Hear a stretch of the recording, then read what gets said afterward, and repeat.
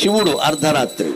మన ఇంట్లో ఎక్కడైనా అర్ధరాత్రి ప్రసవం అయితే అశుభంగా భావిస్తాం. మరి దేవతలు అర్ధరాత్రి ఎందుకు పుట్టారండి? ఈ శుభాశుభాలన్నీ మనం పట్టించుకున్నాం. తిథులలో ఇది శుభం, అది అశుభం అంటూ మానవ జీవితాన్ని బట్టి జరిగిన సంఘటనలు బట్టి సుమారుగా నిర్ణయిస్తారు. ఖచ్చితంగా చెప్పడానికి వీల్లేదు ఆ విషయం. అర్ధరాత్రి కూడా శుభప్రదమే. శివుడు పుట్టింది అర్ధరాత్రి, శ్రీకృష్ణుడు పుట్టింది అర్ధరాత్రి.